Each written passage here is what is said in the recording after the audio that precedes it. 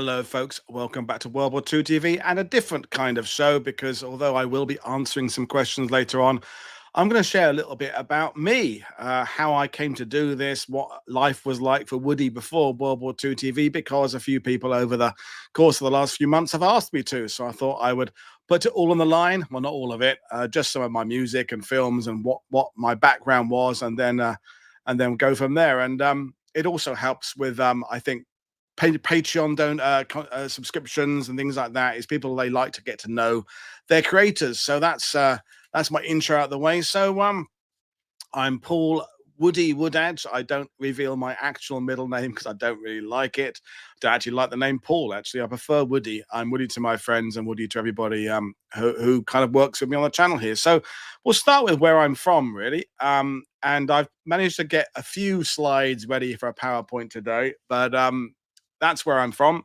So the little red dot under the West Bergholt sign is where I'm from. So West Bergholt is a village that when I was brought up there, it was a few hundred people. Now it's a few thousand people. It's west of Colchester in the town of Essex, which is about 50 miles northeast of London. So I'm from the area of East Anglia in the UK. So I was actually born in Colchester Maternity Hospital, and that's where I'm from. And I moved to Normandy in 2001. So I haven't lived in the UK for really any of this millennium. Well, 1 year. But I've been made Normandy my home since then. West Bergholt, by the way, is about 15 miles, maybe 18 miles away from the more famous East Bergholt. East Bergholt is much closer to places like Dedham and Flatford, which are well known to people who like the paintings of John Constable. No, great to me. Melvin is my dad's name, but spelt with a Y. That's not my middle name, but my dad is called Melvin, but with a Melvyn. I wouldn't mind that as a middle name, actually. I'm not going to say what my middle name is. I just don't. It's not particularly exciting. I just don't like it. Okay, it's Raymond is my middle name. I just don't like it. I don't. The reason Raymond is my middle name is it's my grandparents' surname. My grandfather on my mother's side, Robert John Raymond. So Raymond was his surname. So my mum put me, my dad gave me Raymond as a middle name. I've just never liked it. So no, it's not bad, Brad. I just don't like it. I don't know. I'd rather be something else. But that's where I'm from. And one of the things that people often ask me is about why, if I'm from Essex, do I support a football team from Suffolk? And I'll get to that in a minute, and my love for the Ipswich Town Football Club. But basically, although I was born in Colchester, that's not where either of my parents are from.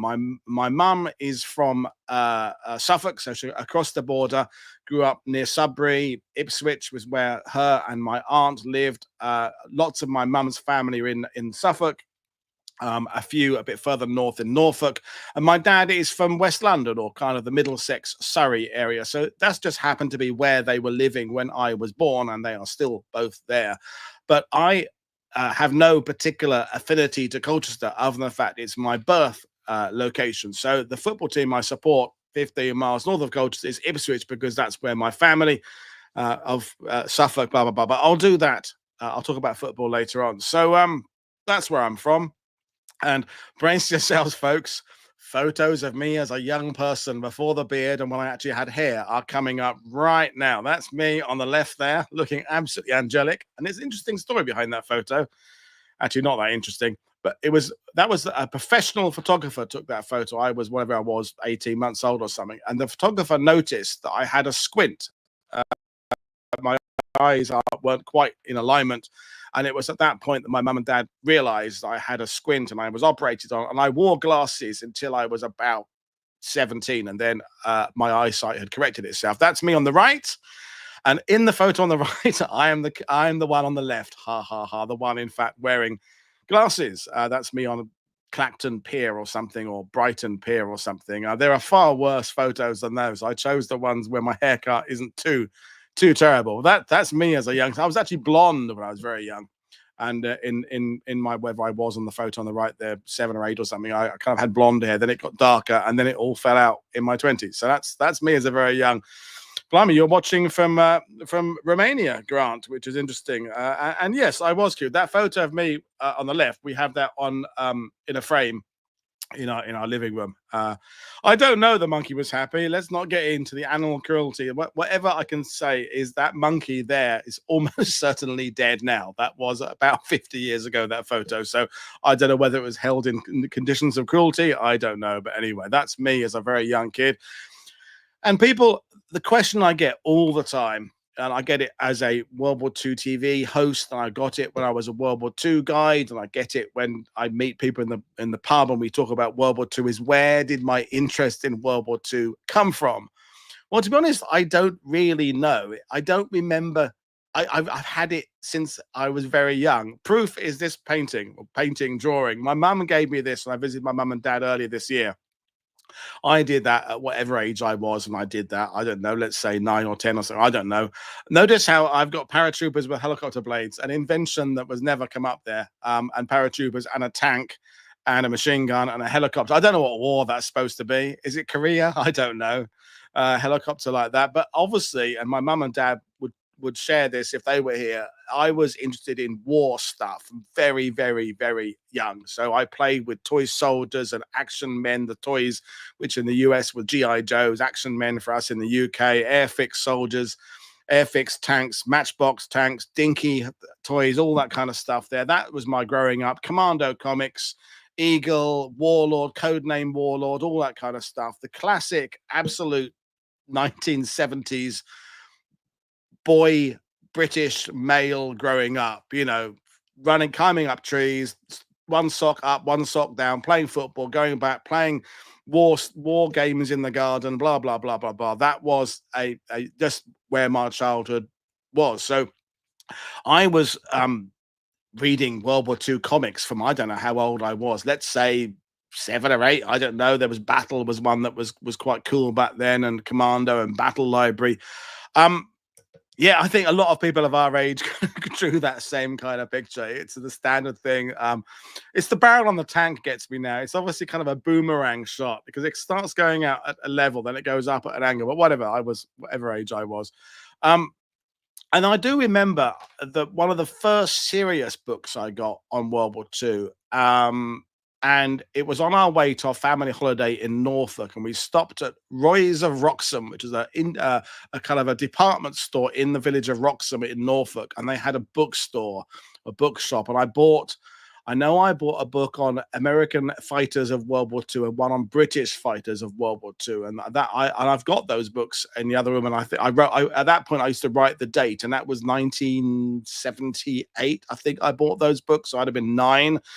And I know one of the first serious kind of narrative books I got would have been Max Hastings' Overlord book, which when it came out, I think in 83 or 84, so I'd have been about 13, 14. It's still an interesting book as part of the historiography. I don't like it anymore. It's outdated. We've talked about this so often on the channel. It's the 1980s. The Germans were fantastic, blah, blah, blah. And the British and Americans are slow and ponderous. And that was my first serious book. To talk about my school, I don't want to do a sort of big kind of sob story thing, but I was in a primary school in West Burgolt, where at the village I talked about earlier, and I'll put it on me for a second. And I passed the 11 plus, which was an exam they had back then, and the people in the top 2 or 3% who passed 11 plus, because it was like an IQ based and thing, were offered a place at a grammar school, and I went to the Colchester Royal Grammar School. Which with hindsight was not the right environment for me. I left all my friends, went to the comprehensive, I went to grammar school. I have literally no friends now at 55 years old from my grammar school days at all. I didn't thrive. I didn't enjoy it. I didn't prosper very well in that environment. And long story short, I left school at 16 and did other things. I got a kind of apprenticeship in the print trade. That's what I did before I was a World War II battlefield guide, typesetting and letterpress and lithography, printing, all that kind of stuff. So I don't really talk about my school days. I don't really look back on them with any real fondness. I mean, I wasn't beaten up or anything like that. I wasn't bullied. I didn't really enjoy it. I do remember at the grammar school when in my first year, some of the teachers still wore gowns. So like you see in the old Goodbye, Mr. Chips kind of movies, the older teachers, and some of the teachers when I went to school were World War II vets. I remember one we called Biggles because, surprise, surprise, he was in the RAF. Um, and he'd been in the RAF in World War II flying Gloucester Meteors or something. Then he was a helicopter pilot after the war or something. So my first memories of grammar school were teachers wearing gowns, and it was a boys only school. And anyway, so I'm not going to go on about the I was forced into poshness. Exactly. Well, that's the thing. Again, this is like the psychiatrist bench here. Is my mum and dad thought it was quite prestigious for me to be offered the chance to go to the grammar school because they'd both been to grammar schools. My dad kind of got out of not poverty in West London, but not well off either. Definitely working class, and got a chance to go to grammar school. My mum got a chance to go to grammar school, and they wanted the same for me. And they did pretty well at grammar schools. I just didn't. It didn't work for me. I didn't like being around posh kids, and I don't know why the posh kids seem to be the ones connected with intelligence. I don't think it was intelligence. I think it was the posh kids whose parents pushed them to do the grammar schools. And anyway, and my mum and dad weren't very well off, and Colin, my best mate here, knows my sob story of I didn't have all the cricket gear, I didn't have all the rugby gear, blah blah blah, and I was, anyway. So I don't really look back on my school days with any real fondness. But it set me on the course to who I am now. At 16, I had various jobs, and yeah, I'm doing well now. Exactly, that's the thing. I don't yeah, yes, there was corporal punishment back when I was around. I the slipper was at the primary school, and uh lots of blackboard dusters thrown at me and my friends at secondary school. I know I got the cane over my knuckles a few times, that kind of stuff. Yeah, I don't. They asked me, Mag. They asked me about my childhood, and what it set me onto is, of course, of different things. I remember. I'm going off on a tangent now. When I signed up pre-Facebook, there was Friends Reunited, right? Which was a UK based where you could get in touch with. This is the early days of the internet. I don't know, we're going back 20 years or something. And all of my school friends from the grammar school who are in the same year as me, right? They were all in convention. They all had you because you on this Friends Reunited, you put your what you were doing, and it was all 2.4 kids.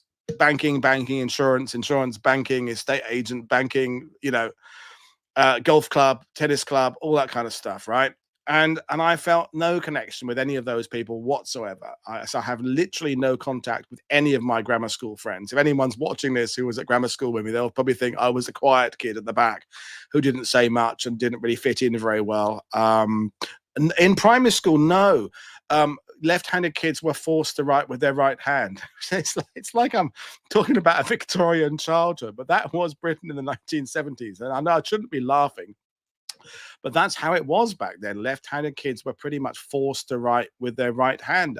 My sister's left-handed, and she's 4 years younger than me, and she wasn't forced to write with her right hand. But I think it was still considered a bit not weird to be a left-hander then. So I kind of bridged to two eras, I suppose. So yeah, so I left school at 16. I've had numerous jobs. I was a fire breather and a fire juggler in a traveling kind of beer festival freak show circus for a while. Not a big circus, but like a little kind of did stuff at beer festivals and stuff like that. So I can fire breathe, and I can juggle fire clubs. My fire club sit out on our patio, and when friends come over, and occasionally I feel like I want to, I get a bit of paraffin, put it in a jar, dip the clubs in, and I do a bit of fire juggling, and that kind of thing.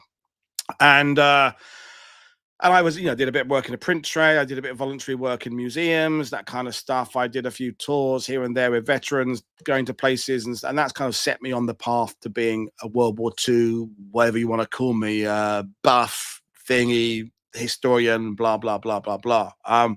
So that's more than I was necessarily thinking of saying about my childhood. But yeah, we're the case similar age, aren't we, Dan? It was that 70s, 80s childhoods. It was Panini football Premier League stickers and bubblegum cards and trade conkers in on a string at conkers time of year and all that kind of stuff. And yeah, that's what my great uncle Cyril, who was in the Royal Ulster Rifles on D-Day, and my granddad. So they're from different branches of the family. My uncle Cyril is from my dad's side, and my granddad Robert, who was my mum's dad, who lived like 500 yards down the road from where my childhood house in West Burgoll. They both kind of instilled in me a do what you want to do kind of thing. You know, that they hadn't traveled much, particularly except their service in World War II. And they were like, well, if you want to go and do this, do that. They both kind of gave me that incentive that you don't necessarily have to stick in the same town and do what your parents did and do what your friends do. And I think that was kind of good advice I got then to just go off and find my own path, so to speak. And then did a graphic design for a while. I worked as an extra in various movies. If you look at me up on IMDb, I was an extra in Saving Private Ryan, and I did episodes of Inspector Morse and Lovejoy and things like that. And I was in Gladiator. But when I do when I talk about my film career, it sounds more exciting when you list the films than it actually involves. Being an extra in films is lots and lots of boring sitting around waiting, really. But anyway, that's some of the stuff I've done. But Ipswich, there's a really embarrassing photo of me on the right there with my little sister Jane in my Ipswich gear in about, I'm guessing that's about 1979, 80, something like that. I'm about 9. Maybe I'm 10. How old does Jane look in there? Is she about 6 or 7? I don't know. But that's one of my Ipswich Town scarves. A cap, very similar to the one I'm wearing now, an 8-panel blue and white cap. And that is the classic 1981 UEFA Cup winning Ipswich Town team.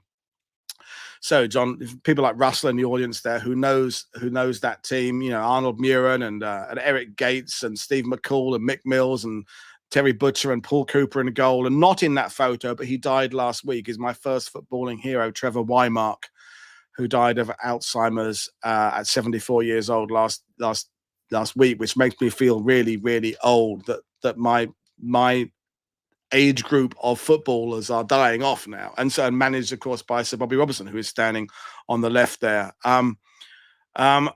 I can pinpoint 2 scenes I was in Saving Private Ryan, but you don't see me in either of them. So the first one is when I know where I'm going to be in the line of people. You never see me on screen. It's the line of paratroopers walking past the Rangers, Tom Hanks and the guys, when they're sifting through dog tags trying to determine whether Private Ryan is dead. And I hasten to add, when I was filming that scene, Tom Hanks and the guys weren't there.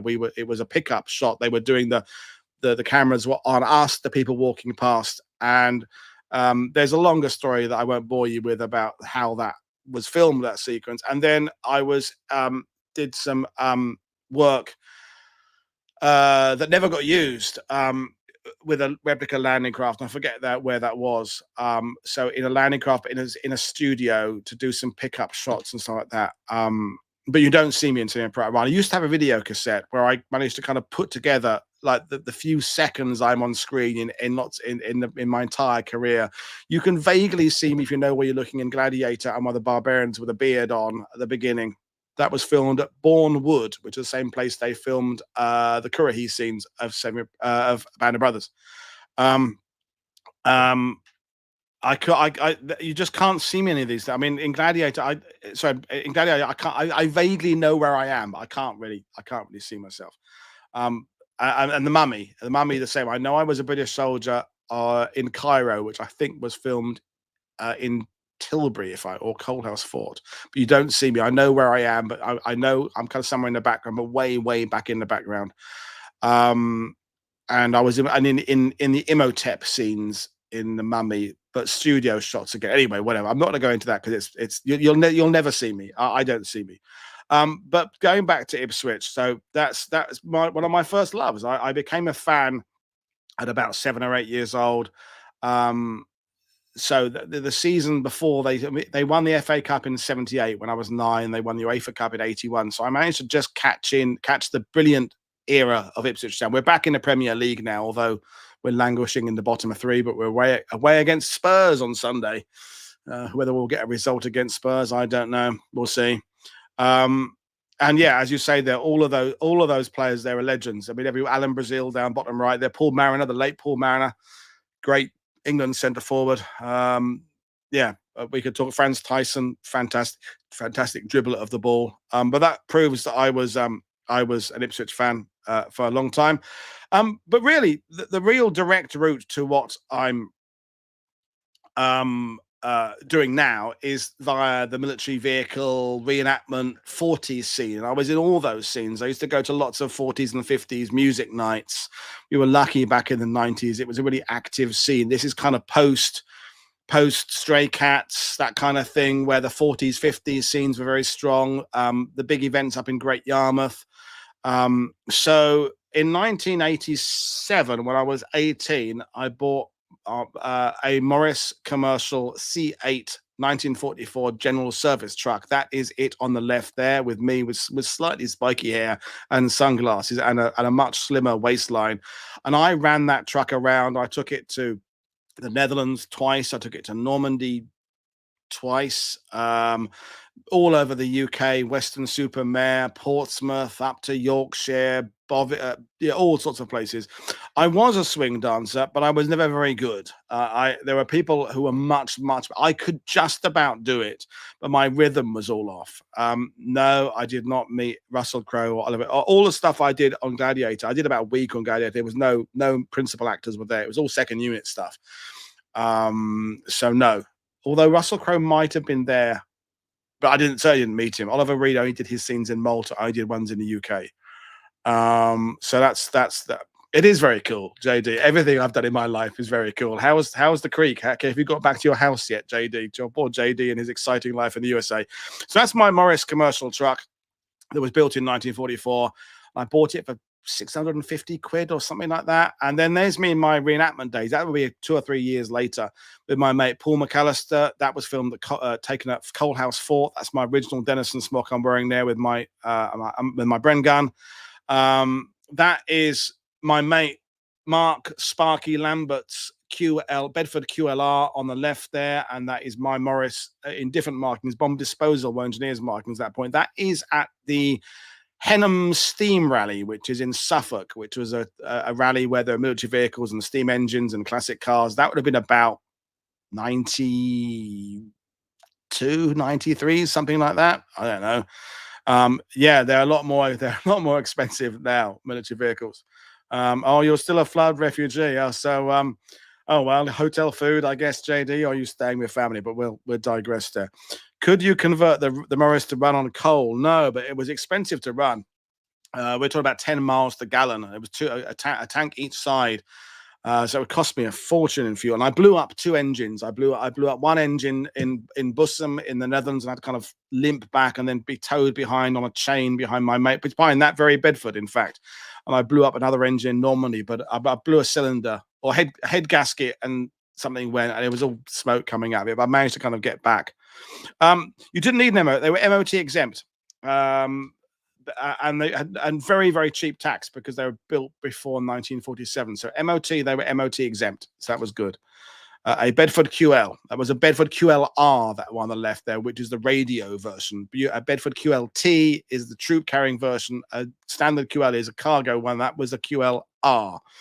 Yeah, it was a big end or so. My dad did all the work then, Russell. I just drove them until they broke down, then he fixed them. That was kind of what I wanted. What was the plan was. That's me again there on the right. That is at Langard Fort in Felixstowe. I'm dressed and Royal Artillery. But what's interesting about that, in that battle dress I'm wearing there, is that's my granddad's insignia. That's the British anti-aircraft patch, and then below it is the 7th City of London Post Office Rifles weird patch. That was one that his anti-aircraft unit were attached to. So that's me on an anti-aircraft, although my granddad was not actually on guns, he was a clerk. And then there's me on with Paul McAllister again on the left. That was at Kirby Hall, I think, photo shoot with an airborne jeep. That's me in the Netherlands. I think that might be 94. It might be 19. I think it's 94. With a mate's white Scout car, but I had a vehicle like that as well. Well, my dad bought a white Scout car a few years after I bought the Morris, and I used to run that round as well. And I think that's in Nijmegen, I think. Oh, your dad drove a QLT. Yeah, the QLT is the long one. I mean, engines are the same, but the QLT has that extra room for personnel. The QLR is shorter. And Bedfords kind of make that whining noise when they run. No, I blew up. Well, yes, I could have done, but I actually managed to get back home. Then I came back later on, Andreas. And that is another photo. That's Sparky Lambert as the number 2 Bren gun. That's me on the right. That photo was used on posters for English Heritage for a couple of years, advertising the living history events. This is one of my first, not my first, but one of my early visits to Normandy. That's 94. So that's me and Paul McAllister in Aramonche. So what was I then? I was 25. And at that point, I wouldn't have known, of course, that 7 years after that, I would be moving to Normandy. That's me again in Normandy in 94. Me and my mate Paul are in Essex, 2nd Battalion, Essex Regiment uniforms. And that's a French Citroën Avant.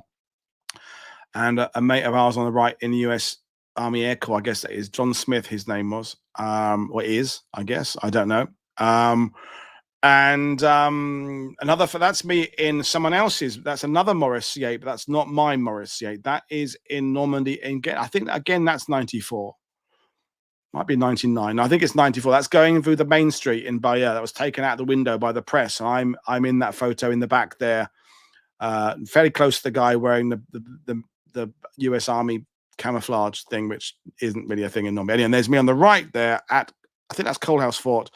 London Scottish, so 56th Infantry Division, London Division. Yeah, that's that there. So these just got my reenact, and there's the top photo on the left is my Morris lining up to drive down the beach from Annel to Aramonche in 94 for the anniversary when the Queen was in Aramonche, and we drove some of the Essex Yeomanry veterans down from Annel and Sherwood Rangers Yeomanry veterans. And I remember the veterans all saying, I was trying to drive slow because, long story short, we were attending a ceremony in Annel, which is 3 or 4 miles east of Aramonche. And the ceremony went on a bit, as all ceremonies at all anniversaries do. And the gendarmes told us that the roads were now closed to any vehicle traffic from Annel to Aramonche, and that the veterans who were attending our ceremony would therefore not be able to attend the big ceremony at Aramonche, was happening an hour or 2 later because the roads were closed. So the veterans all, I have fired a Bren gun. I fired lots of blank rounds to a Bren gun. I've live fired one for some film work in Snowdonia for the BBC. I think it was the BBC, or was it some? But I have live fired a Bren gun, and I've fired lots of blanks. I was tempted to join the army. And I did go as far as the recruiting office at whatever age I was, and my eyesight wasn't good enough to be in the infantry. Although I wore glasses, I could have joined Royal Engineers or something, but I kind of had my heart set on being infantry, and they turned me down my eyesight. That's kind of the excuse I made. I don't think I'd have survived, bro. I think I'd have been one of those guys who wouldn't have made it through basic. I was never very particularly fit. I don't think I'd have thrived in the army. I just thought I wanted to. And then the bottom photo on the right is my Maurice the same year. That is in front of the cemetery in Bayeux. So that's about half a mile away from where I live, less than that, in fact. So again, when I parked my vehicle there, I had no idea that years later I'd be living and drive past the Bayeux Cemetery pretty much every time I go shopping. So anyway, so going back to the story of Annel. So what we decided, that the veterans are told they couldn't get to the main cemetery by the roads. So basically us and the other vehicles, we just drove them down the beach. We drove, I guess I'm thinking about maybe 70 or 80 World War II vehicles. We all took 2 or 3 veterans in the back because there were hundreds of veterans at this event. I say hundreds. Let's say there was 100, right? And then we just bombed them down the beach, and we got, because it was low tide, so we drove down the beach to Aramonche. And the ceremony was like half an hour, and there were gendarmes and people stationed on the beach, but they weren't, I guess, expecting lots of military vehicles to turn up from the east. And we did, but we clearly weren't a security threat or anything. And we said, look, we're delivering veterans.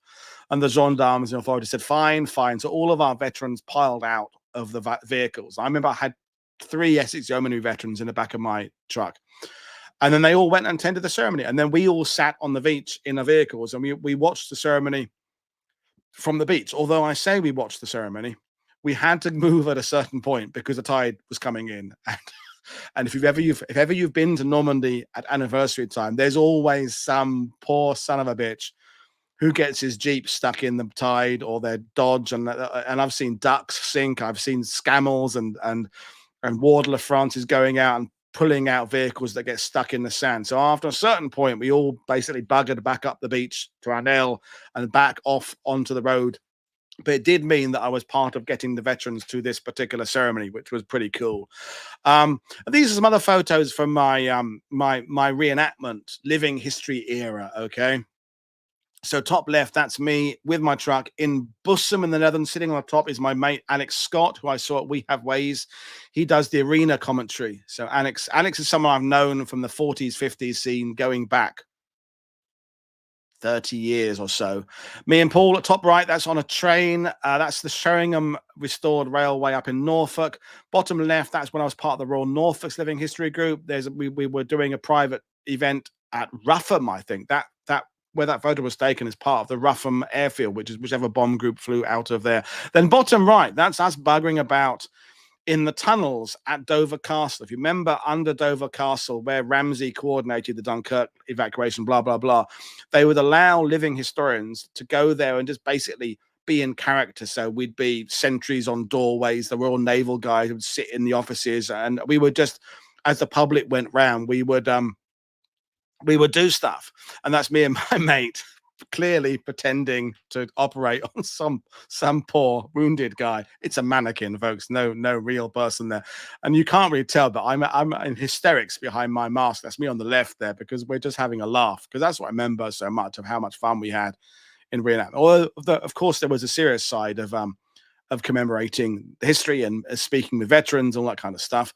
And then in 2000, that's me. I haven't got many photos. I did the Dunkirk anniversary. That's the 60th anniversary of the Dunkirk evacuation. And a group of us under the organization of Jonathan Hayworth, Johnny Hayworth, who I saw in Normandy in St. Mary Glees on June the 5th at the Band of Brothers concert. I think it was June the 5th or 4th this year. And I've known John Hayworth for 40 years. Bloody hell, 40 years. He was a military dealer. And we bumped into each other in the square in San Marglis. We're in contact on internet and stuff, but I hadn't bumped into him in person for a good few years. But he organized the Dunkirk March. That's me in Royal Ulster Rifles. Royal Ulster Rifles side hat there at a cemetery. I forget which cemetery we were at there, somewhere between where we started, which was near, where the hell did we start the march? Can't remember where we started, near Lille somewhere, I guess. I don't know where it was exactly. And that's on our way. We did 60 miles or so over 3 days, and I got massive great blisters on my on one heel, and I've still got the scar on my heel. Long story short, my boots didn't hurting. It's all very well wearing hobnail boots for a few hours at a weekend, but doing 60 miles on a road march, it separates the men from the boys, and I got massive great blisters. And then that's me on, which one am I there? I'm second from left. That's us looking out from Dover at the completion of the Dunkirk March. We attended an event, an English heritage event at Dunkirk, at Dover Castle, and that's us looking out from the lookout position at the tunnels at Dover Castle, which is where Ramsey coordinated Dunkirk. And we were supposed to be coming back on the little boats, the little ships. 2 or 3 of the little ships were coming over, and the weather was too bad. We all had to go on the P&O ferry from Calais to Dover, and there was about 40 of us, maybe something like that, and we'd been marching and stuff for 3 or 4 days in battle dress, and we stunk. We didn't realize we stunk, but I remember the waiter on the Channel ferry came over to us and said, he was French. He said, "Messieurs, you all smell." And then suddenly we kind of realized how much we stunk. But interesting about that event, I'm going off on a tangent, is that when we were in Calais and Johnny Hayworth was on the phone trying to see if the little ships were coming over, and then the realization that the weather was too bad, Susanna Reid, the BBC presenter, who now is kind of primetime breakfast show, she was a jobbing reporter. She was the one who interviewed some of us in Calais about or at Dunkirk. Yeah, Dunkirk, I guess it was. And we had to do kind of walk up and down, and the film crew filmed us. Excuse me. And we were and we were filmed, and I guess that made the BBC. All of our kit was period appropriate to some extent. Yes, at that time there was no replica correct shade of Blanco, so we are wearing the webbing with the KG3 dark green Blanco that is more of a 43, 44 era. Whereas in Dunkirk, they would have had the kind of the pea green or the mid green, but now there's a replica. So when they did the Dunkirk 70th or Dunkirk 80th, whatever it was, a couple of years ago, the reenactors on that were wearing more authentic kit, because when we were doing this in 2000, there wasn't very much replica stuff. Okay. So you had to just improvise. So we had gas capes, but the rolled up gas capes on the back, but some people's gas capes weren't original. And so some of the helmet fittings weren't entirely right. I think some of us were wearing late 37 pattern battles, where it should have been early 37 pattern. But now, with the proliferation of replica stuff, it's easier to be period authentic. So everything we were wearing there was genuine 1940s gear, but it might have been a bit late. Whereas now you can wear replica 1940s gear that is brand new, but it's more authentic for the period, if that that makes sense. So we had weapons all deactivated. Obviously, we didn't have any live firers in them, so I had my SMLE and my truck. If you asked about my truck, basically I couldn't afford it anymore. By the time a few years down the road, I had a mortgage and I just couldn't afford to run it. The fuel was, and I didn't have the time to run it. And so my dad kind of bought it off me, and he ran it around while I was in France. He ran it round for a couple more years, and he sold it, and he sold the white Scout car as well. So no, the vehicle is still around. My old truck, I'll show you the photo again. I saw it in Normandy. I think it was last year. It might have been the year before, and it's still got my painted markings on it.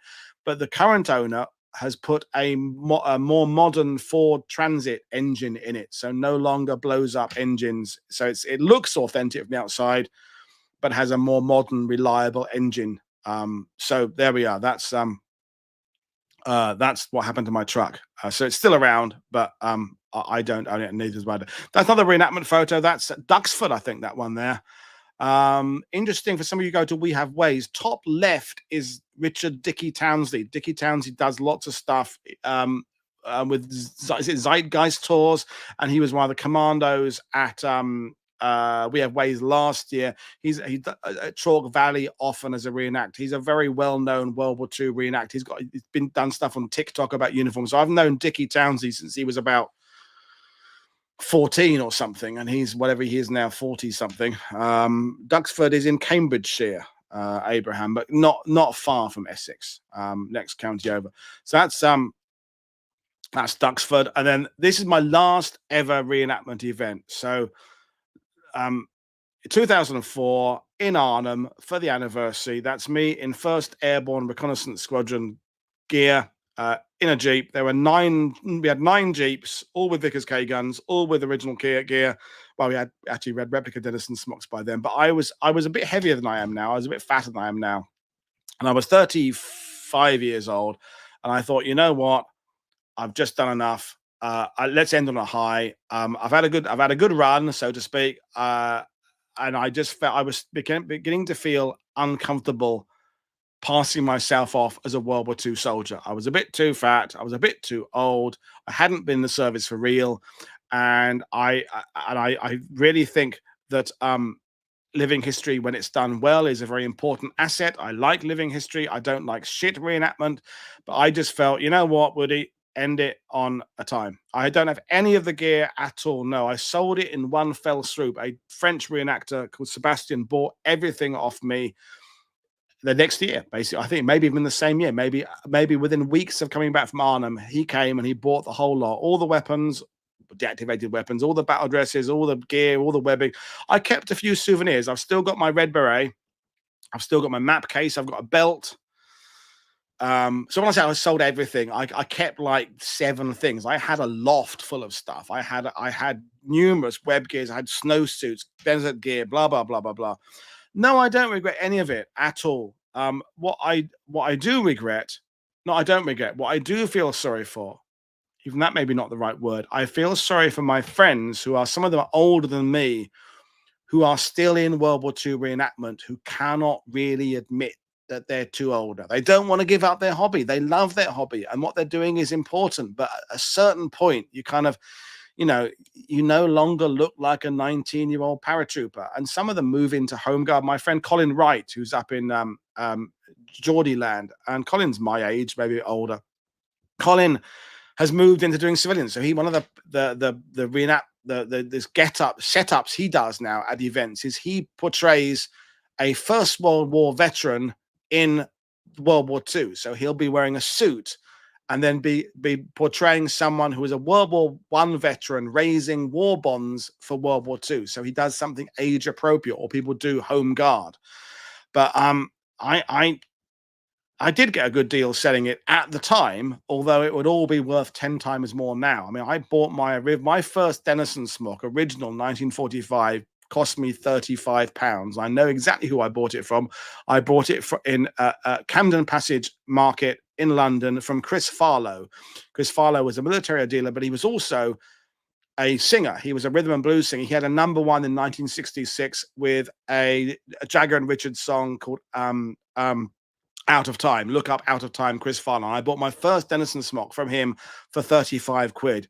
And I guess I sold my original Denison smock for, I don't know, 150 a few years later. So I made a good, 400 or 500% increase on it. But original Denison now would be worth, yeah, that's it. Chris Farlow, Out of Time. I bought it from him, James.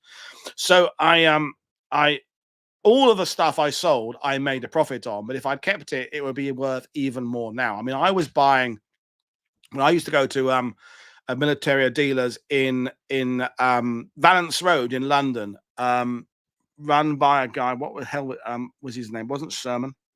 I can't remember the guy's name.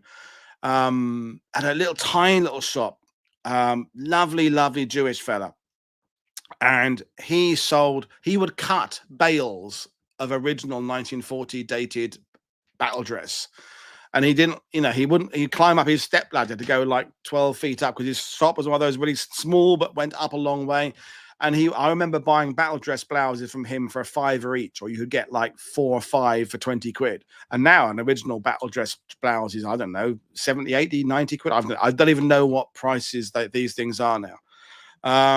Yeah, he was a good wheeler dealer. He worked, James, he used to often hang around with Henry McGee, who was the posh guy in the Benny Hill show, and Michael Byrne. Michael Byrne was the actor who was the German tank commander officer in Indiana Jones: The Last Crusade. He was a German officer in Force 10 from Navarone, and he used to deal in military as well. And Henry McGee and Chris Farlow used to predominantly deal in German gear. And so basically that photo of me there in 2004 is when I knocked it on the head. And I'm lucky. The reason I consider myself lucky is I was able to carry on with my interest in World War II just via another medium. So by the time that photo was taken, I was already working in Normandy as a battlefield guide. So I'd been in Normandy for 3 years. So I was doing World War II as my day job, and I was a battlefield guide for 18 years regularly or something like that. And now I do this and a bit of guiding.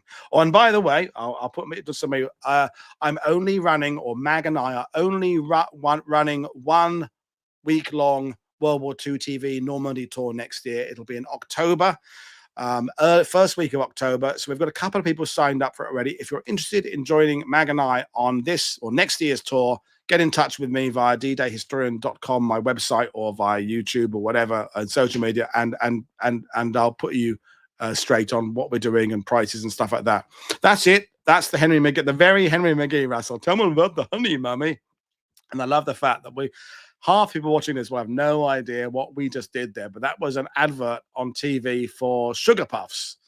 And there was the honey monster was the big guy in the furry costume, and Henry McGee would be holding up the box of Sugar Puffs, and then the honey monster would say, "Tell him about the honey, mummy," calling Henry McGee his mummy. Yeah, so some of you have an idea what that is. Others, I'm just straight over your head. So that's why I decided to give up reenactment, and I just moved into doing what I'm doing now. So from that era came my understanding of the gear, the weapons, the foot drill, the badges, the insignia, the terminology, platoons, companies, battalions, all that kind of stuff, right?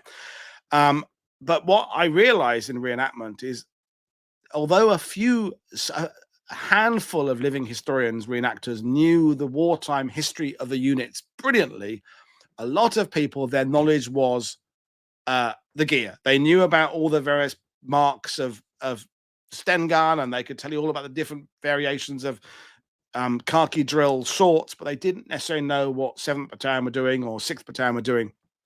So I realized that my interest was moving way more into the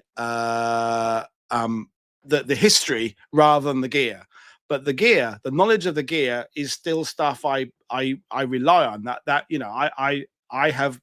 I've driven a T-34. I've ridden on Sherman tanks. I've played in armored cars. I've fired rifles. I've fired Bren guns. I've fired MG-42s. I've done large-scale reenactments. I've done a river crossing in an assault boat for the BBC. I've done all sorts of things, and I will be the first to say to people who are watching this who have actually served their countries in proper real military, in real wars, anybody who claims that being a reenactor gives you an idea of what it's like being in the army, no, it bloody doesn't. No, it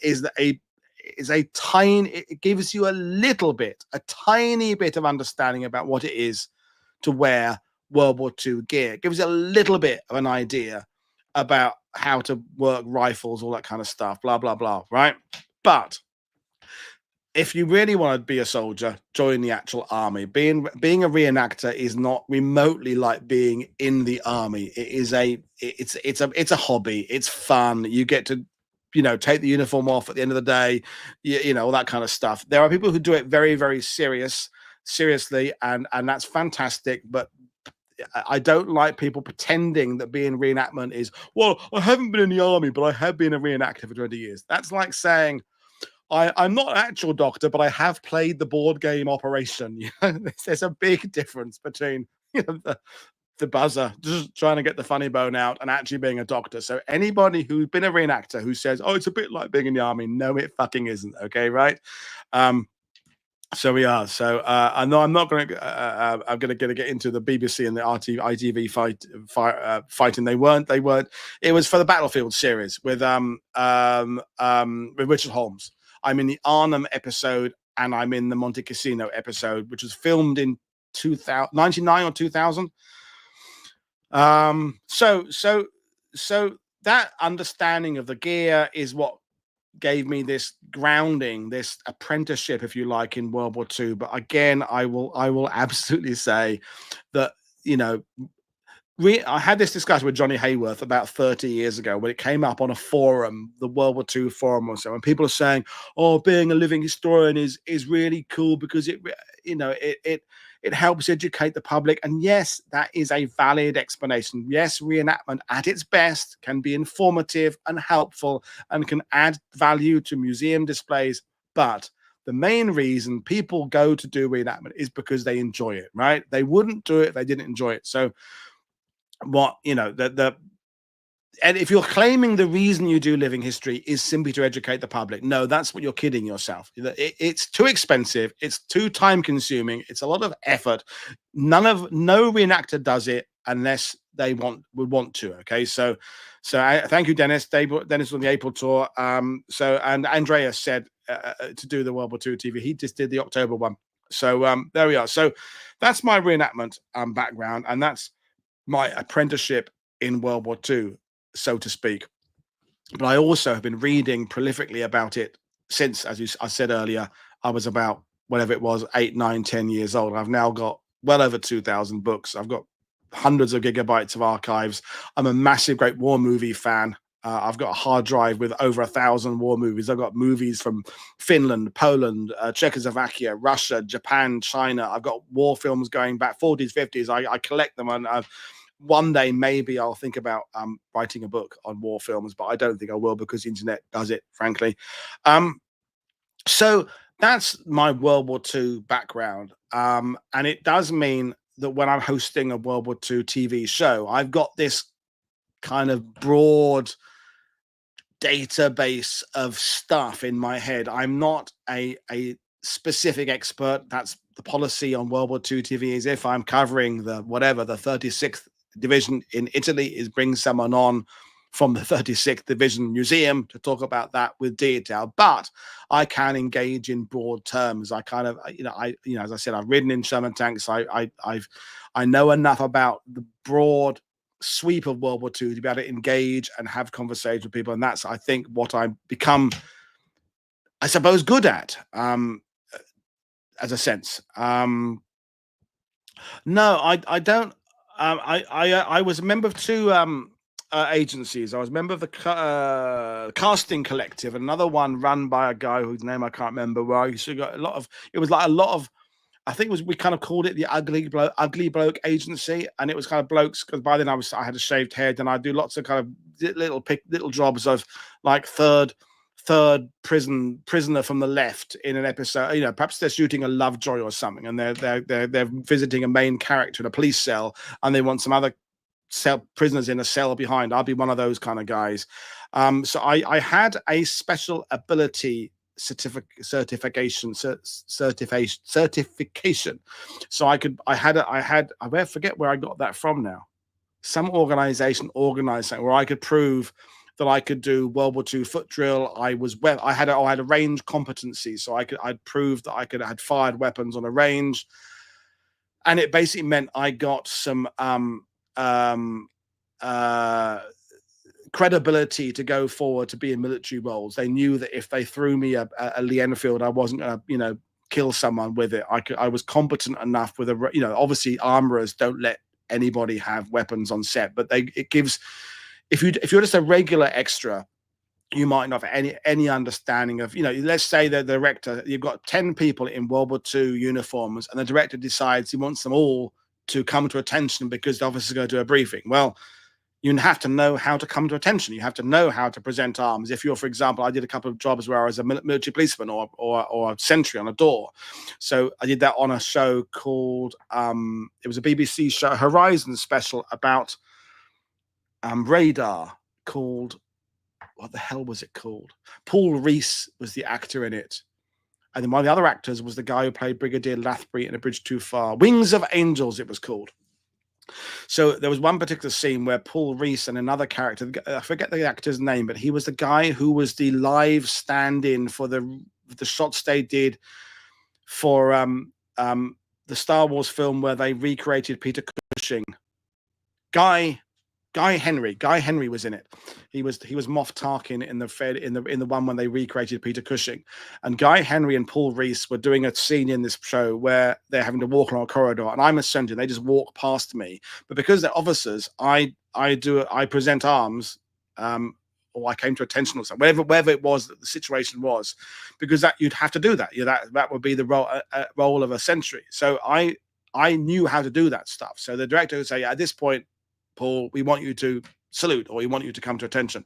So I had that certification, I had that reputation, I guess, so that if they called me in to do so, I did another one we did a few with the mates was No Bananas, an LWT series. I was in the Dunkirk scenes. That Stephanie Beecham was in that. Michael Byrne was in that, who I mentioned earlier, who had the military dealer, and that's where I first was in a production with Tim Matthews, who played Pencala in Band of Brothers. And Tim, I now know he's a friend of mine, but we didn't know each other. We didn't have any scenes together because I was extra, but we worked on the same production of Donald Douglas. That's the guy. Yeah, he played the guy doing the briefing. And me and Paul McAllister, who did the show, the same shoot with him, we were talking to him about Bridge Too Far, and he said we were the first people in his career to ever remember he had been in A Bridge Too Far.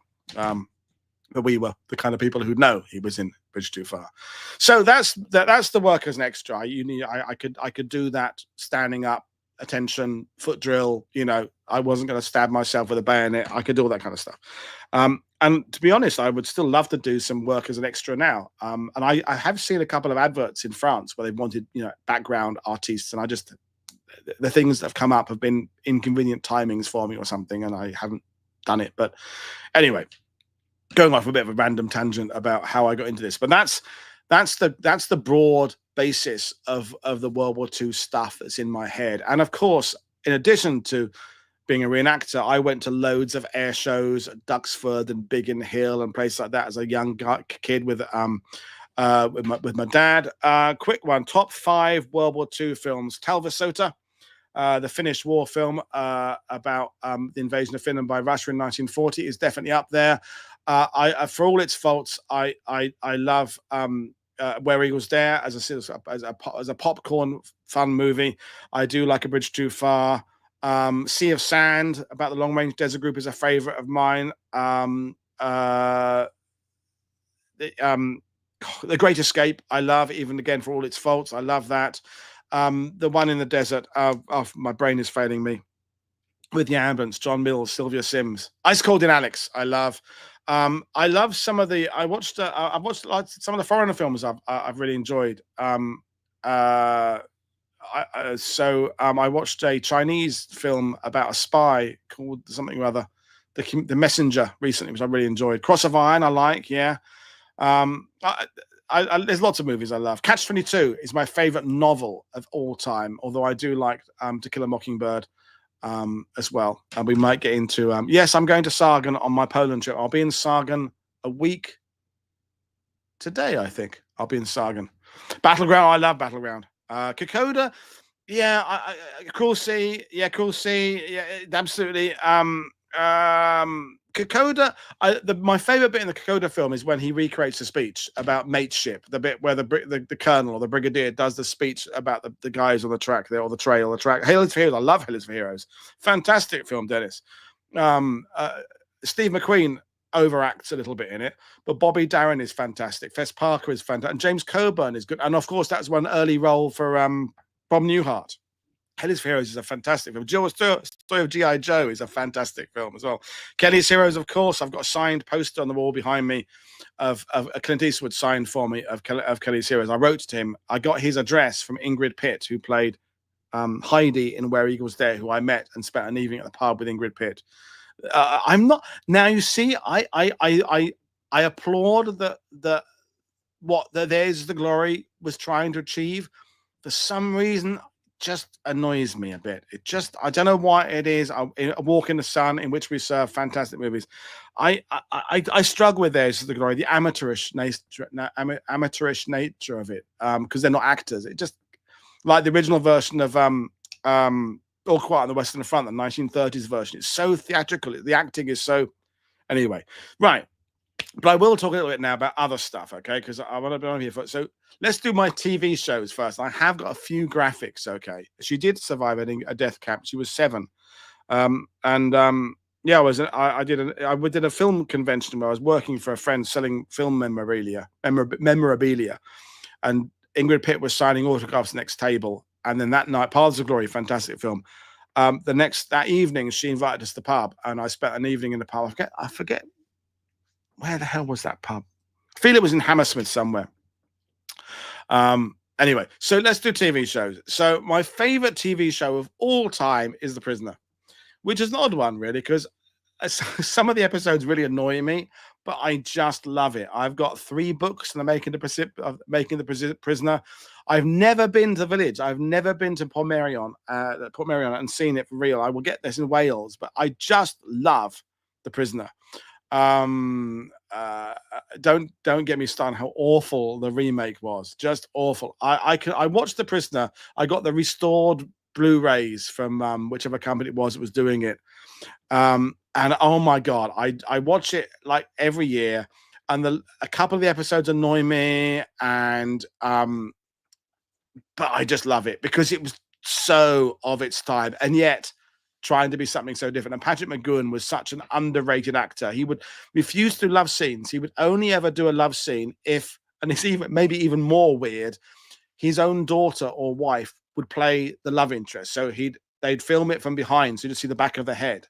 So that's why he was wanted for James Bond, but he wouldn't do the love scenes. Very, very fierce Catholic.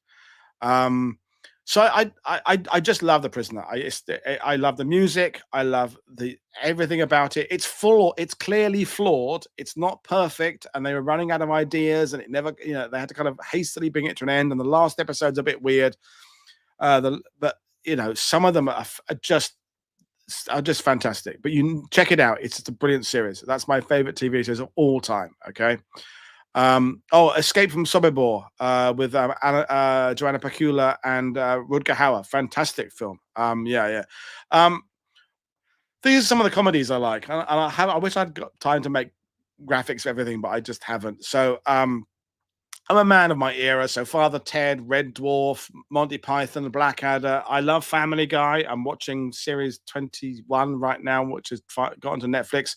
Gavin and Stacey, I like. Looking forward to the Christmas special. Ted Lasso, I really like. There's lots more, of course, I like, but they're the ones that I kind of thought of this afternoon as ones that really kind of, I think is great. Columbo. Columbo is my other. I should have done a graphic for Columbo. Columbo is my other all time.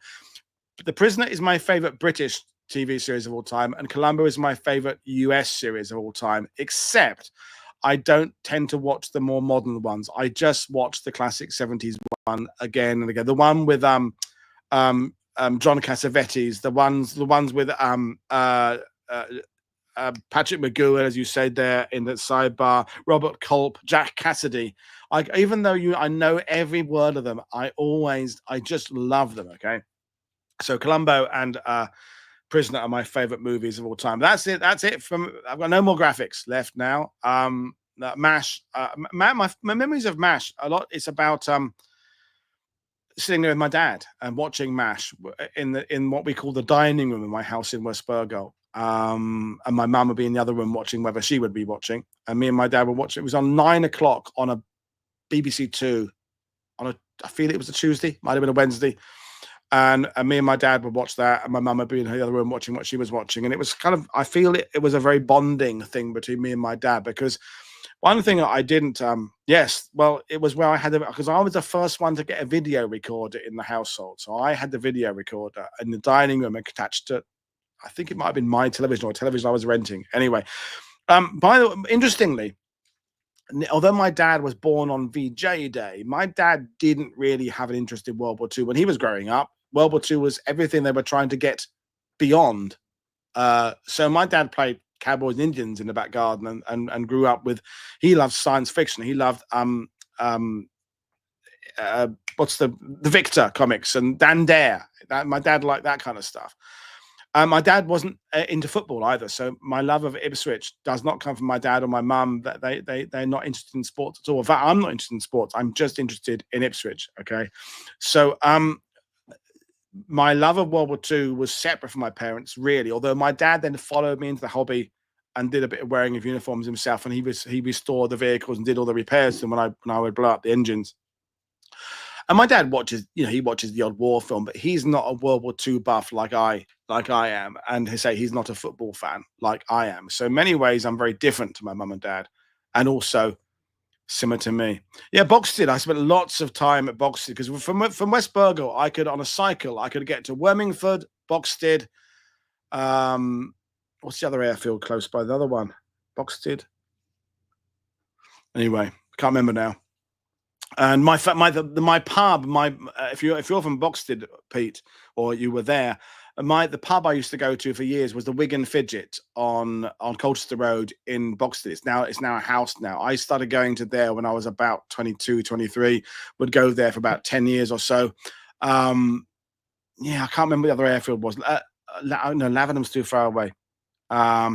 What World War II film was that first caught my attention? Probably Guns of Navarone would be the first one I seem to remember as a kid.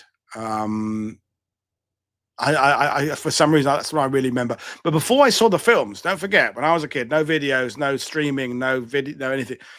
It was Saturday. It was Saturday evenings, Saturday afternoons, Sunday afternoons, that kind of thing. So the only way I had access to World War II films regularly was the LP, and then I had the cassette later on of Jeff Love Orchestra favorite World War II war themes. I'm sure half of you in the sidebar are going, yeah, I had that album. So it had Sink the Bismarck, Guns of Navarone, The Longest Day. Bridge Too Far wasn't on it because it was produced before the Bridge Too Far came out. So it was 50s and 60s. Battle of Britain was on it, and I had the soundtrack of the themes. So I would be able to play the themes to the World War II films way more regularly than I would be able to actually watch the war films. And I remember one Christmas day, going off on a real tangent now, we were doing it at my granny and grandparents' house, granny and granddad's house just down the road, and The Great Escape was on Christmas Day afternoon, and I had to beg my family permission to go and watch The Great Escape in the other room. And I mean, I had to miss the second half of Christmas Day lunch or something like that.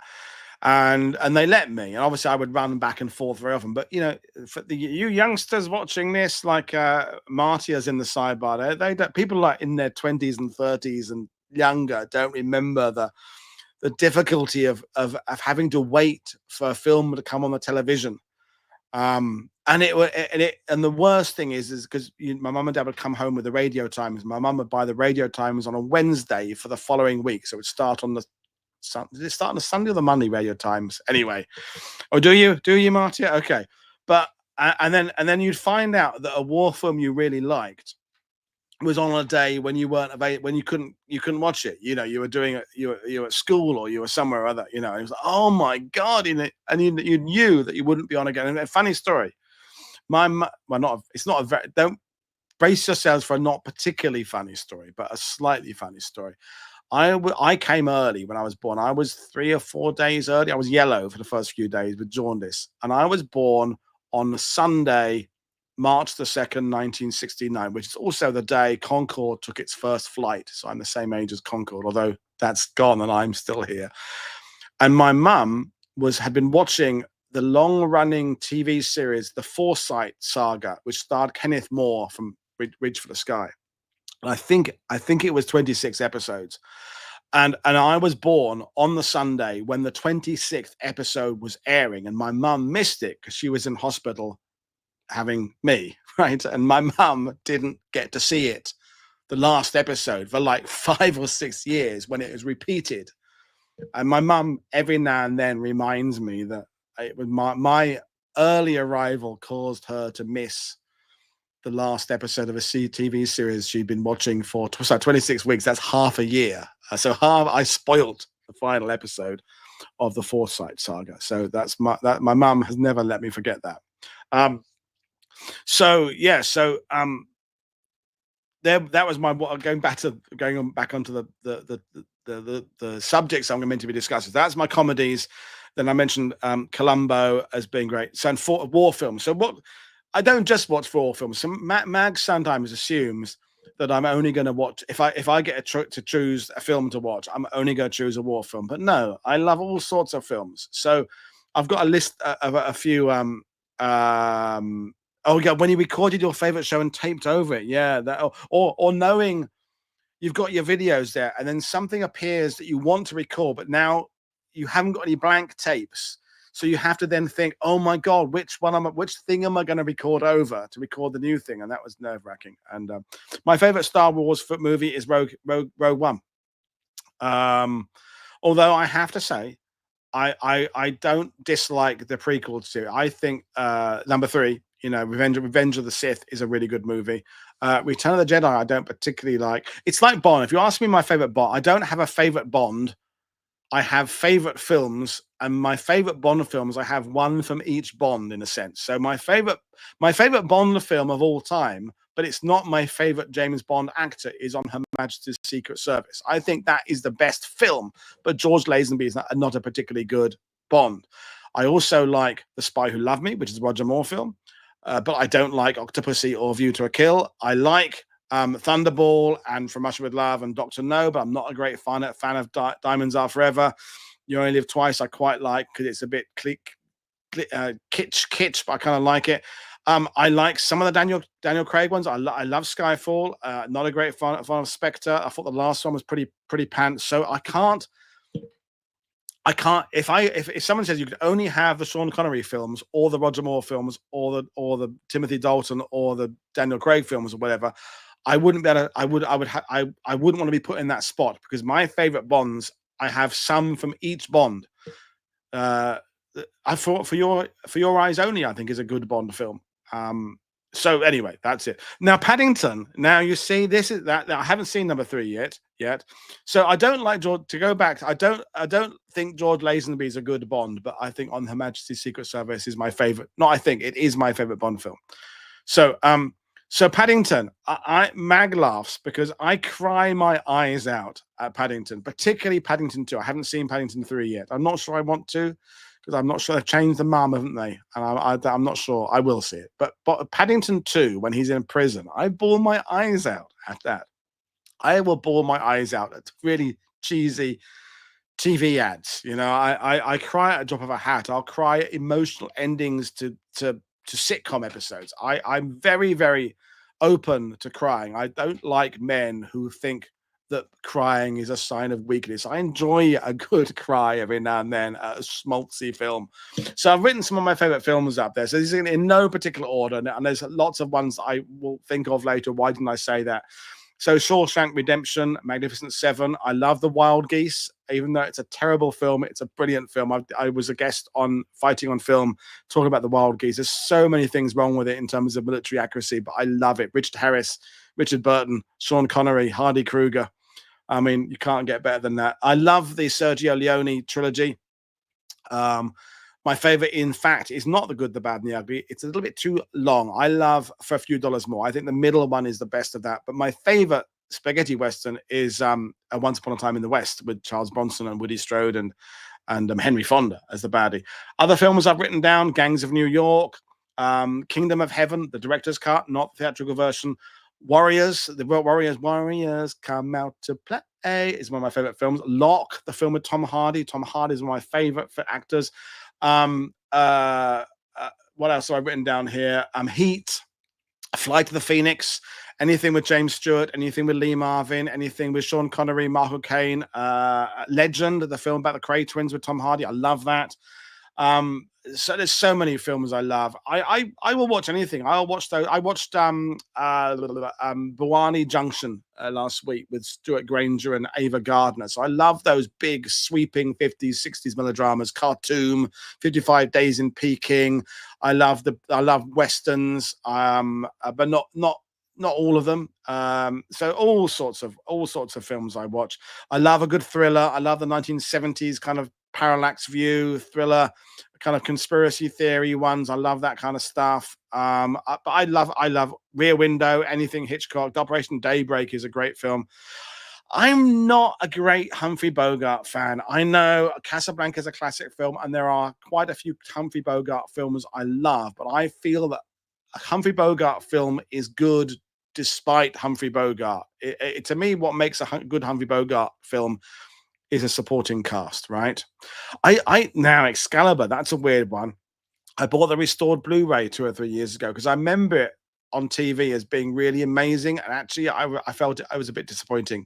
The fact they dubbed all the voices on afterwards, the sound was crappy. That was jarring, and yeah. So I'm with John Sturges, who directed Magnificent Seven and Great Escape. Is that the heart of a film is the second cast, is not the star, it's that second player. So in The Great Escape, as good as Steve McQueen and Richard Attenborough is, it's Coburn, it's Bronson, it's John Layton, it's Tom Adams who played Di Nimmo. It's that mid cast that make a good movie. And so for me, a good Bogart movie, the reason Casablanca is good is not because Bogart's good. He is good, and in that one he's particularly good. But it's Peter Lorre, it's who plays the police chief? Oh God, yeah, he was in Lawrence Arabia. My brain is failing me. Nearly came to me then. That's what makes a good movie. So sometimes I think Bogart was yeah. Oh, The Man Who Would Be King. Oh my God, that's one of the ones I should have put on my list. That's one of my absolute favorite films, and I love Lawrence Arabia. And Mag and I are thinking of watching Schindler's List before we go away, but I don't know whether we'll get time because it's Claude Rains. That's right, James. Thank you. Yeah.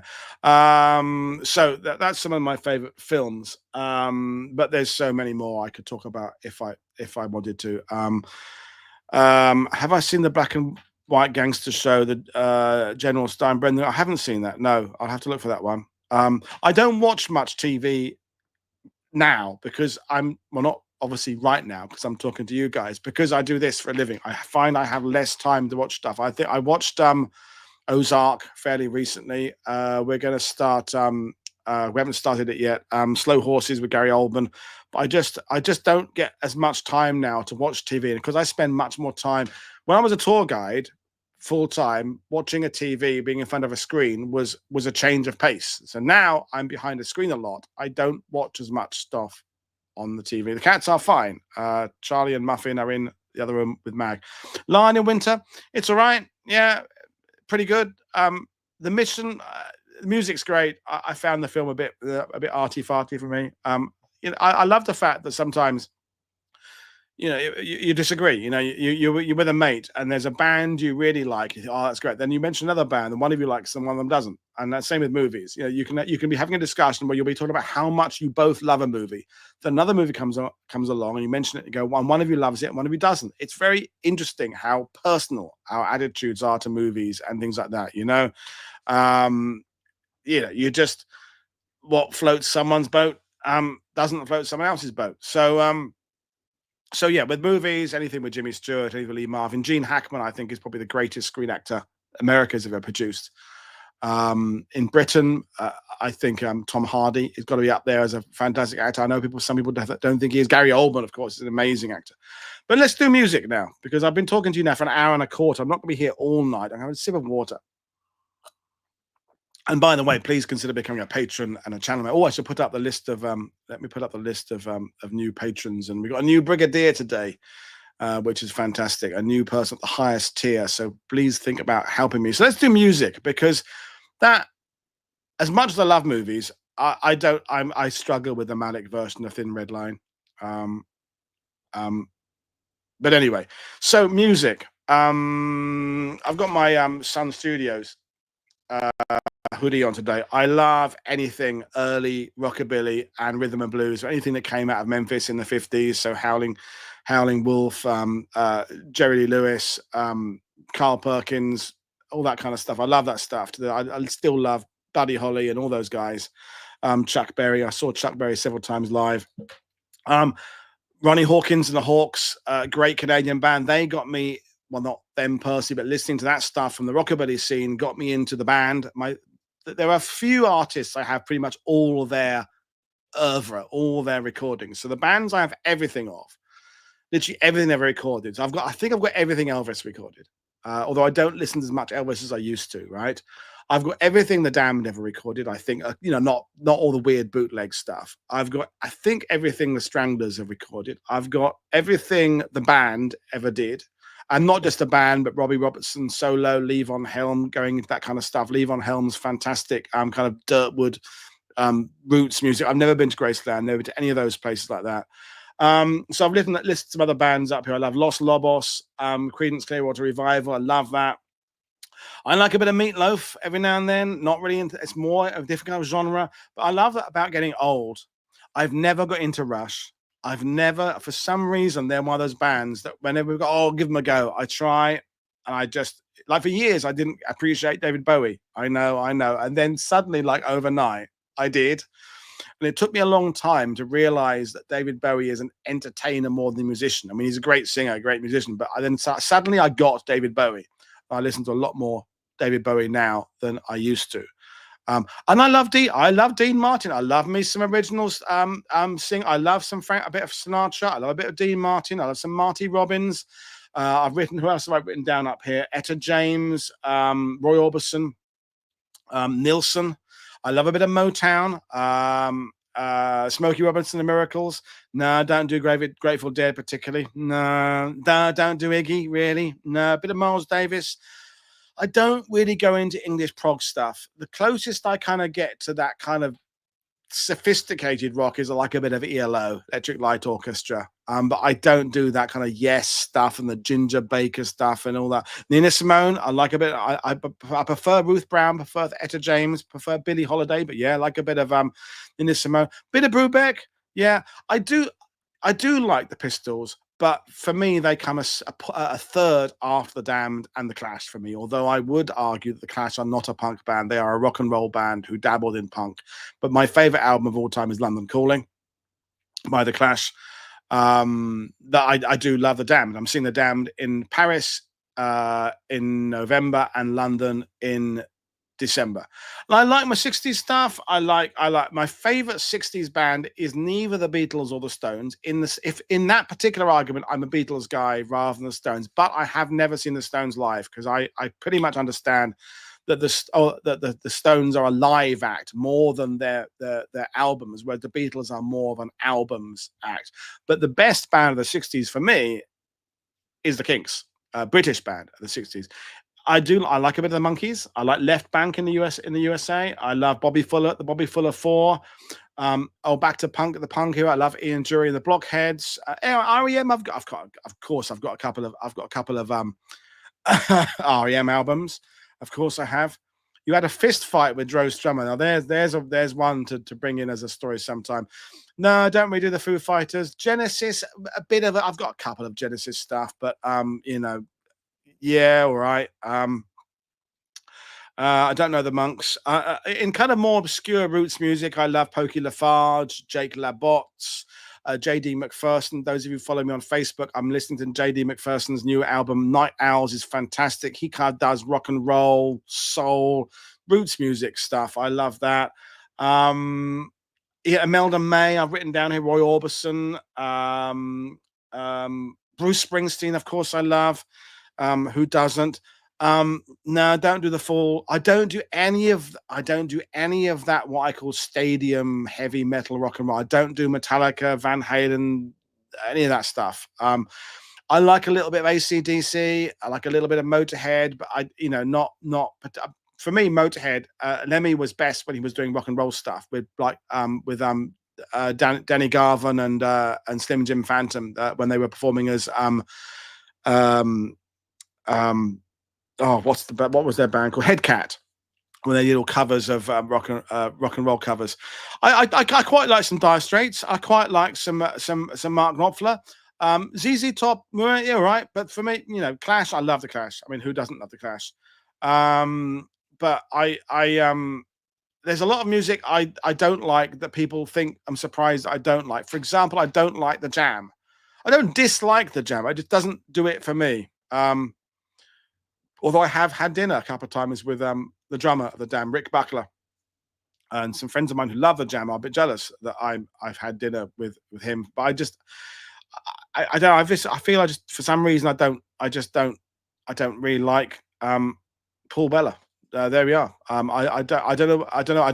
U2 listened to their first couple of albums, then I gave up when he became a bit of an arse. Al Stewart and Madness. Oh, I love Madness. Yeah. I think I've got most of what they recorded. I bought a box set a few years ago. So I like a lot of stuff, but I don't. I got to that point. What I love about being older, there's a lot of stuff I don't like about being older. One of the things I love about being older is you don't have to stick in a genre. You don't have to say, well, I'm a mod, or I'm a rocker, I'm a rockabilly, I'm a heavy metal guy. You can your playlist can include whatever the hell you want, in my van, my USB stick that plugs in, I've got Neil Diamond on there. I've got lots of Bob Dylan. I love Bob Dylan. I've got some Kraftwerk, I've got some blues, I've got some Etta James, I've got some good old 80s pop, the Bangles, Communards, that kind of stuff, but if I don't like something, I don't pretend I like it. I just, there we are. Led Zepp, to me, overrated, but I'll lose patrons over that. I like a bit of Simon and Garfunkel. Top 5 songs to unwind on a drive home. That's a really good one, David O'Keefe. Gotta be in that. Has got to be Who Do You Love by Ronnie Hawkins and the Hawks, 1963. Just like an early punk, but not punk. It was 1963 rock and rolls. I love that. What Becomes the Broken Hearted, Jimmy Ruffin, is a great song I turn to again and again and again. Another one I play a lot, I like a bit of Green Day, is I Am I Said by Neil Diamond. And the reason I love that is that's the song where he's talking about living in LA, but he's from New York. And the reason I identify with that song is I'm a Brit living in Normandy. So when I'm on a ferry going back and forth, I'm always like, where's home? This is where I physically live. Oh, and The Wait by the band is my favorite song of all time. So that's one of my 5 songs I go to again and again and again. So The Wait by the band. What did I just say? I said Who Do You Love by Ronnie Hawkins and the Hawks. What Becomes the Broken Hearted Jimmy Ruffin. Anything by Johnny Cash. He's a kind of unwind. I love Johnny Cash. Marty Robbins. I love Glenn Campbell. I love. And yes, I got a bit of ABBA. There's something about if you're on a bit of a journey and you're flagging a little bit and you put a bit of my least favorite ABBA track is Dancing Queen because it's just been played so much I hate it. But I like a bit of Fernando, a bit of that, you know. But no, I couldn't name all their albums. I don't have lots of cuts. I just every now and then I kind of like it, you know. I saw The Police a couple of times. I kind of stings a bit of an arse at times, you know, whatever. But yeah, I like the fact that you can just pretend. You don't have to pretend anymore. So I like a lot of country and western stuff. I mean, John Denver. I love some of the kind of more modern genre bending acts like Hillbilly Moon Explosion, who come out of Switzerland. They kind of do rockabilly and rock and roll stuff. Black Raven, our German rockabilly band, love that. Bill Kirchen, Big Boy Bloater, British artist, I love him. Stray Cats, of course. Marcel Riesco, Luke Winslow King. You won't know these names, but these are the kind of stuff I like from the kind of roots music. Rock and roll. I love the early stuff. Johnny Carroll, Johnny Burnett, Richie Valens, Rick Nelson, Buddy Holly, I mentioned early on, that kind of stuff. Arthur Alexander, fantastic artist. Benny King, Drifters.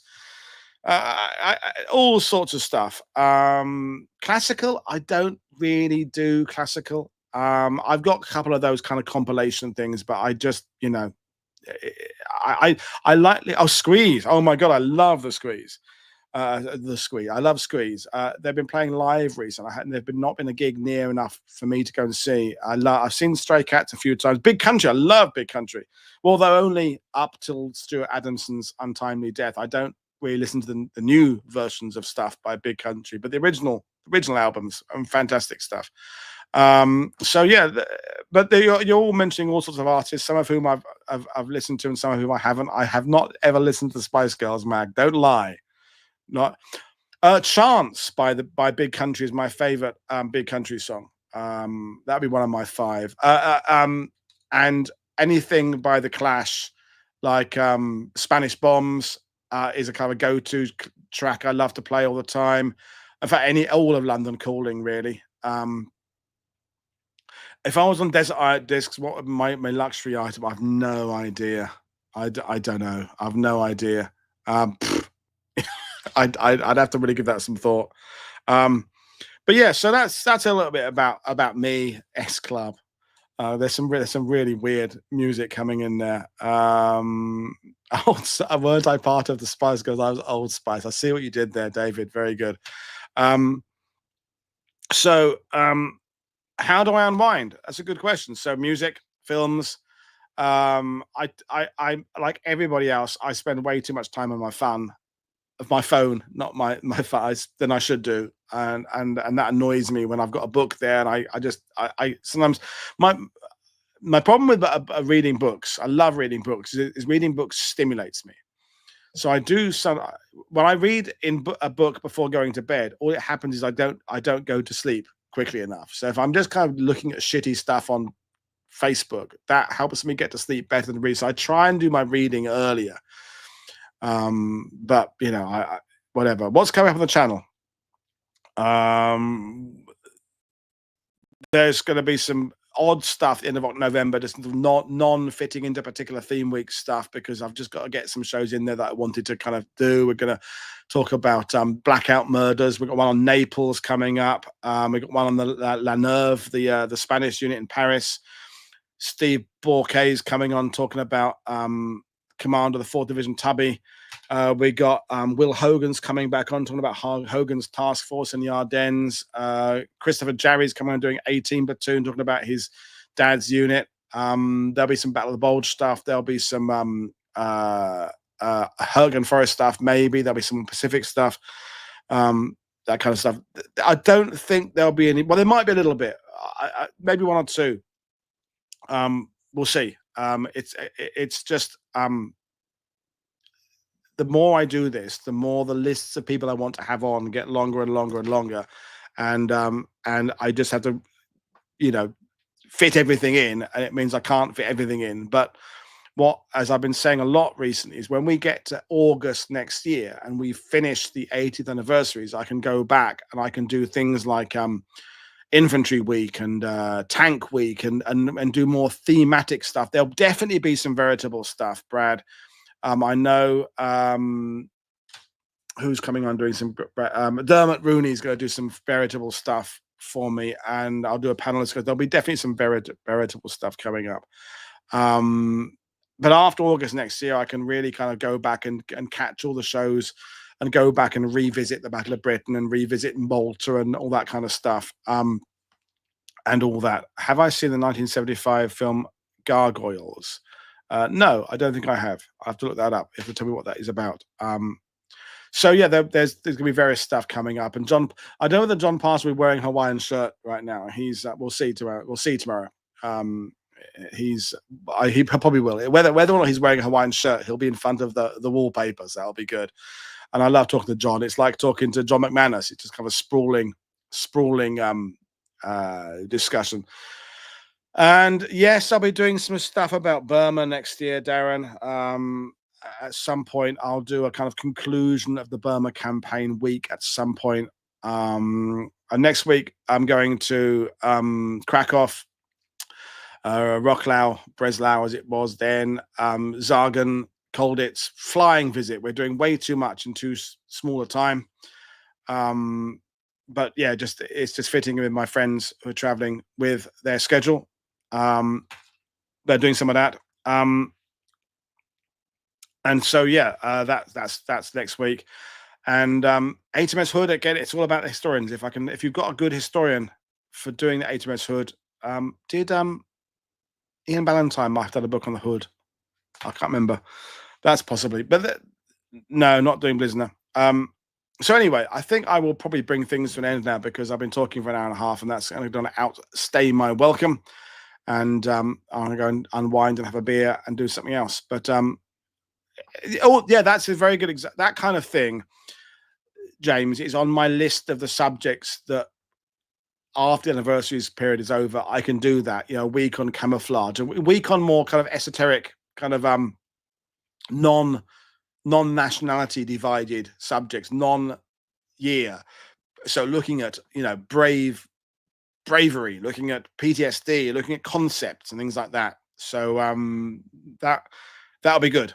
After the anniversary. Not that I've not enjoyed covering the anniversaries. The thing about covering the anniversaries is it's the pressure, although I don't feel that pressure, but it's the pressure of trying to finish trying to get everything in, because one of the things you get in the comments, and it's great that I get the comments, I love the interaction, I love the feedback I get, is people will say, you didn't do Goodwood this year. No, we didn't do Goodwood. We did do Total Eyes, and we did do Tractable, and we did do Cobra, but we didn't do, because I can't do everything. You know, some of the people I don't see myself as competing with, but some of the big producers of content are teams. There are multiple people there behind it, writing scripts, putting things together, doing the admin work, doing all that research work.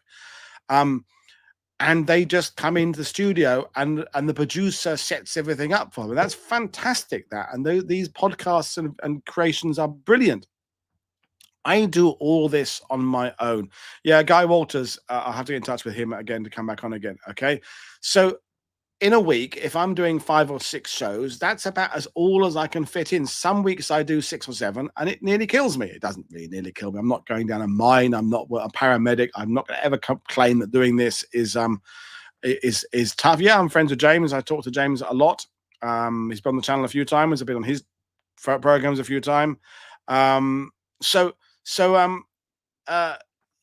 know, when I'm putting together a series of shows, of course it means something else is not being covered. If I'm covering, as I did, Brittany, then I'm not covering the Pacific that same week. So yeah, there's lots of things that slip under the radar. Things, anniversaries that I do have, I do regret not covering, but it doesn't mean I can't come back to them in the future. You know, yeah, we kind of we did cover Goodwood indirectly, yeah, but we didn't do a day. I want to do a whole week on Goodwood. I want to do a whole week on Epsom. I want to do another week on the Philippines. I want to do another week on Tinian and Guam and all that at some point in the future. Well, that's very nice, Mr. Frickin' Frackin'. Woody, you flat out rock. This content is fantastic. Thank you. That's it. So, yeah, it's just balancing what I can achieve with what people watch. And the other thing about and the Adriatic and Yugoslavia and all that as well, I've got to do as well, Darren, is that if I did one show a week, it would get a lot more views than 5 shows get because people would watch that show. But what happens with doing so much content is that people have to pick and choose because people haven't got the time to sit and watch 5 of my hour-plus long shows in a week. So they'll look at it and go, okay, I like armor, so I'll watch that one because that one's going to cover tanks. So I particularly like the Eastern Front content, so I'm going to watch that one. And so they will. So I have subscriber numbers, viewing numbers have all dropped over the last few months across the board on YouTube. I don't know why. It's the algorithm, it's elections, it's politics, it's all sorts of things. But what's interesting is that I get fewer views per episode than I should really be getting based on a subscription number. But the subscription number is a false. It's falsely representing again how much time people have to watch. In that, if you some of the big channels, let's say there's a channel with 1 million subscribers, but they produce one video a week, I'll say all their 1 million viewers will watch that one show. If I'm doing, and maybe that show's only 20 minutes long, there might be a show on the Charlemagne division. Again, it's all about historians. It's all about finding the historians to do the subject. So because I'm doing 5 or 6 shows, so last night's show with Andrew was an hour and a half. The panel discussion with David and Brad and Mike and Arthur last week was an hour and a half. The one with Brad was over an hour, which is fantastic. That's what we do. But it means that people can't watch everything. So I get fewer views per show. I'm penalizing myself by doing more content because people have to be picky and choosy. But at the same time, I love what I do. So if I just did one show a week, I would be bored. So it's finding the balance between doing enough to keep me interested, enough that I give the subjects the amount of coverage that I think they deserve. So we did, I think it was 6, or was it 7 shows on the Scheldt? 6 or 7 shows on the Scheldt estuary. Now, how much did the BBC cover it? How much did the national channels in the various countries cover the show? I know the Netherlands have done quite a lot of coverage of the remembrance ceremonies, which is fantastic. And Brad has done a lot about the Scheldt on his channel. But, you know, it's if I did 3 shows, see what happens, Mega Rebel, is so a subject will come up like Brittany, the Brittany campaign. I think, oh, I'll do 2 or 3 shows about the Brittany campaign.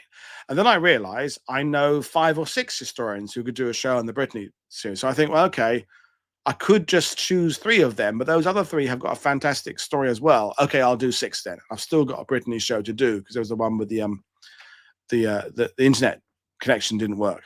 And yes, I'm going to cover the neutral nations, Gregory, at some point in the future. I'll do a week or 2, probably end up being 2 weeks on neutrality. So all the various neutral countries, Sweden, Switzerland, Spain, Turkey, and so on and so forth.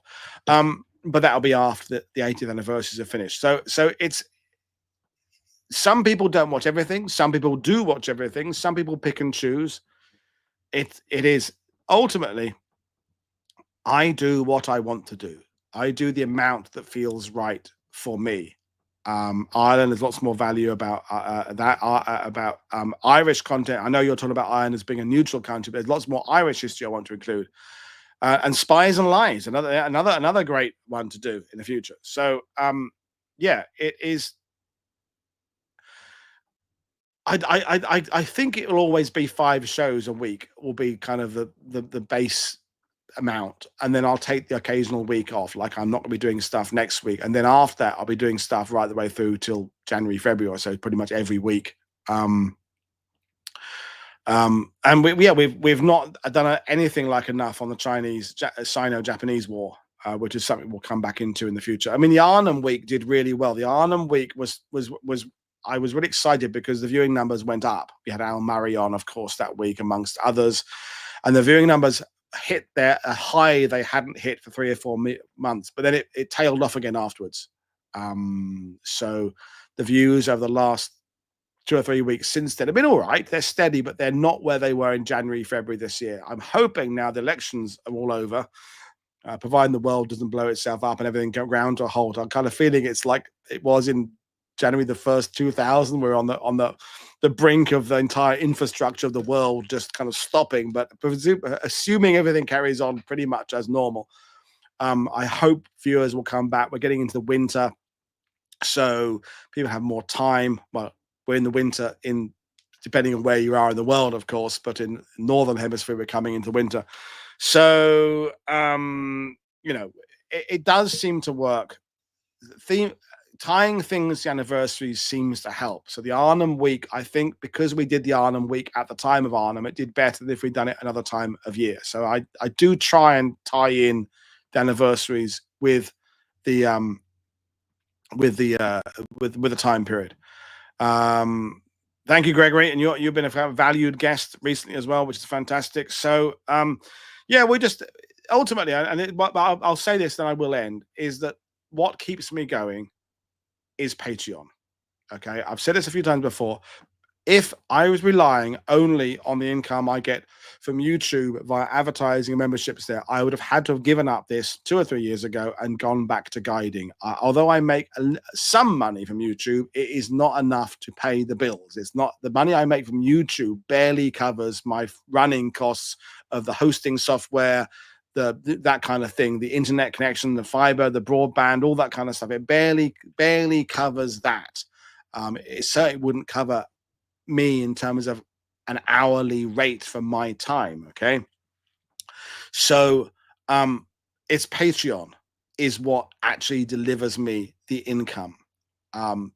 It's still not quite what I would be earning if I was a full-time battlefield guide. It's got much closer and I'm very grateful for this, a very high patronage compared to channels. I know channels with 5 times subscribers that I've got who have half of the patrons I have.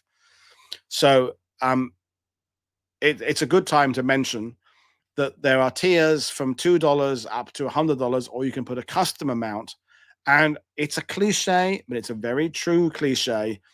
It is the cost of a cup of coffee a month, or a burger a month, or a book a month for, as I say, as you guys are saying all the time, me and my guests are delivering university level history lectures free every week throughout the year. Okay, not every week. I take the odd week off, but I'll be coming up to 1,700 World War II TV shows sometime around January. I think I'll hit that. So in 4 years, 1,700 shows. So that is whatever the maths is on that. That's I can't even work that out. I mean, it's 300 a year or something crazy, so it's insane, and it's all free on YouTube. It is all free there, and I will never ever hide any of my best content behind a paywall. Now, that doesn't mean that is not the right model for other channels. I'm not criticizing channels that operate in different ways and podcasts that have different ways. That is fine. Everyone else has their own way of doing it. What I do, hi Andy, that is, I want quality history to be available to everybody with an internet connection. So if you're a kid in Bangalore, India, or you're out of work, but you're trying to get into World War II, and you live in Sydney, Australia, or the Den Haag, the Netherlands, or New York, whatever level you're at, whether you're a kid or a pensioner, got no money, some money, whatever it is, that you can have access to quality history, because books are expensive. Yes, libraries are fantastic, but libraries are closing down. Libraries require sometimes transport if you're living in the middle of the countryside. The old days of when I was a kid, We had a library van that brought books to Westburg. I have no idea if that still runs anymore. So yeah, libraries are great if you can get to a library. What about disabled people? What about people who autistic, whatever, people who deaf people? Um, Although deaf people would have to watch me with subtitles, but you know what I'm saying here, right? Okay.